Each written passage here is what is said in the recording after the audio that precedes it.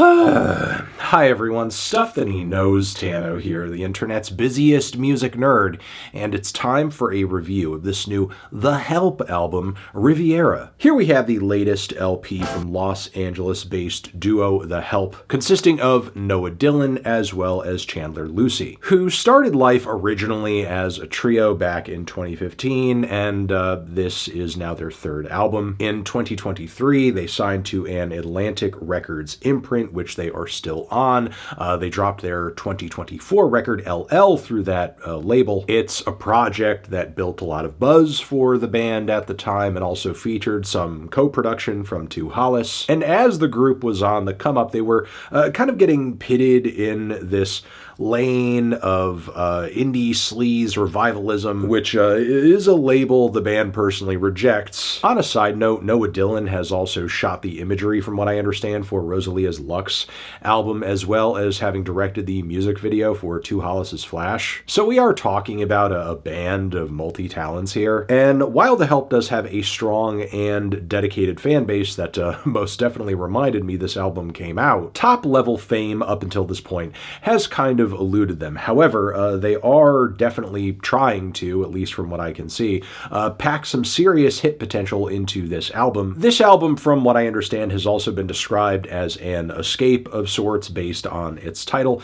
and is supposed to be a true representation of what The Hellp is, as they kind of see their last album as like a bit of a mixtape that wasn't fully representative of them and their abilities. And digging into this album, I can see both why it has been picking up some buzz and steam, and also why it has been garnering a lot of, Y2K era indie comparisons. For one, at points there are vocal leads, anthemic hooks, and raw rock riffs and drums that do remind me of some underground groups at the time that have since ascended to classic status, whether we are talking about the amateurish charm and cartoonishly grim vibes of the Unicorns, or the slick, groovy nonchalance of Death from Above 1979. You can hear these sorts of vibes pretty immediately on the opening track, which I am impressed that they were able to kind of, recapture this energy so accurately, even if the song itself is one of the more forgettable on the record. But what The Hellp is doing here on this project isn't just some,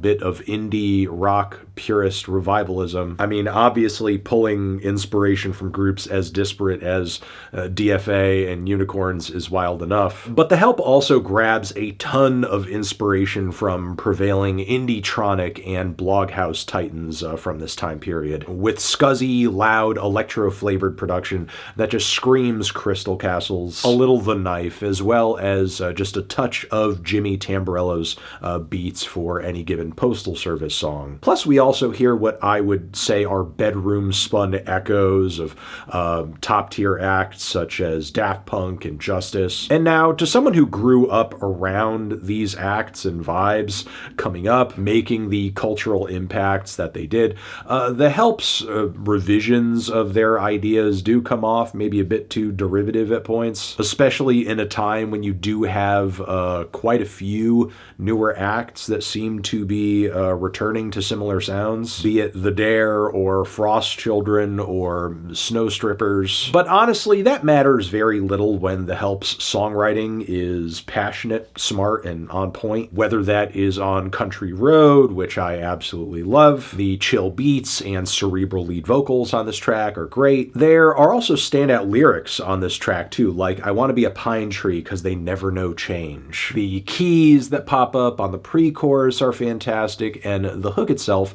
is so smooth. Also contains these interesting nods to John Denver, obviously. And following this, we also have another highlight to my ears, that's Pray to Evil, which for me has maybe the most hit potential just purely as a song on the entire record. I say that because who the hell knows what random 20 seconds of audio are popping off on TikTok at any given moment. But anyway, I love the acoustic guitar samples and chunky beats that kick this track off. Some of the talk-sung vocals bring some serious Beck influence, and the chorus on this one is so sticky. Some people pray to evil. It's such a memorable little line, and I love the layering of different vocal leads and lines that kind of like sing in a round against the chorus. There's something kind of epic and snappy and dramatic about it too, like a classic MGMT hit. Following this song, though, in my opinion, the track list does kind of lose steam. Some deep cuts sort of sound like weakly mixed imitations of ideas that are copied and pasted from the Hellp's very clear indie-tronic inspos, whether you're talking about new wave America's layers of pumping beats, quiet vocals, and ringing synths that sound like a bunch of mush, or Doppler, where pretty much every sound feels demo quality, or even the closing track, which, for all of its endless beats and repetitions of the word forever, fails to muster up a recognizable or memorable hook, which leads me to bring up the fact that there are a lot of moments on this record where the songwriting itself leaves a lot to be desired. Because honestly, I can look past some mid-production or scuffed mixing if the song itself shines through or is like good enough, but at a lot of moments it's just not. Like with the hype Modern Man, which I do like the propulsive energy coming off of this instrumental with its octave synth sequences, its tempo too, but these lyrics could not have possibly been written. They sound so weirdly off the cuff, especially with the singing and the basic rhymes. And pointless observations too. There's never a point where this track like clarifies what exactly it's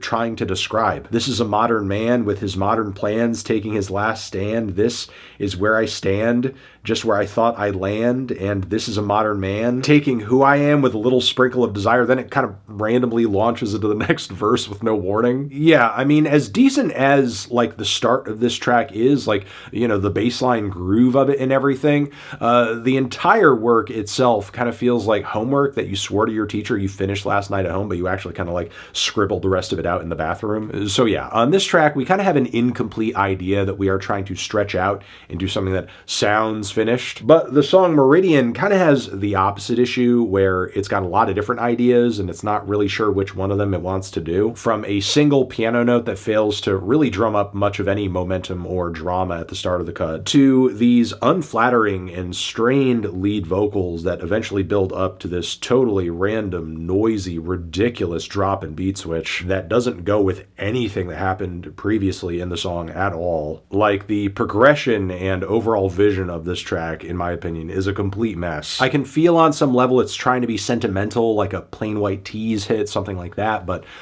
just doesn't really have the focus to make it happen. So yeah, unfortunately, while I did find there to be a handful of decent highlights on this record, and for sure some potential, very rarely did I feel like the Hellp were truly following through on this record. Either because the production quality and mixing and clarity of sounds and textures in the instrumentals on this one don't really feel like that much of an improvement from what the group had been doing up until this point. Like, the difference between this and LL quality-wise is not really that night and day. But also on top of it, again, like some okay or underwhelming or bedroom spun production is something that in some cases can be great or very easily looked past if the songs themselves are fantastic. And I feel like much of the time the Hellp wasn't really meeting that standard of, sure, fantastic songs, but a lot of the time I wouldn't even say we're even getting truly good songs out of this record. Some of the vibes and performances and the overall energy and aesthetic that the Hellp is able to conjure on Riviera, I do think that goes a long way. But that alone is very much not saving this record, that overall quality-wise I think is very middle of the road, which is why I'm feeling, I think, about a light 5 on this one. Transition, have you given this album a listen? Did you love it? Did you hate it? What would you rate it? You're the best, you're the best. What should I review next? Hit the like if you like. Please subscribe and please don't cry. Hit the bell as well. Over here next to my head is another video that you can check out. Hit that up, or a link to subscribe to the channel. Anthony Fantano, The Hellp, forever.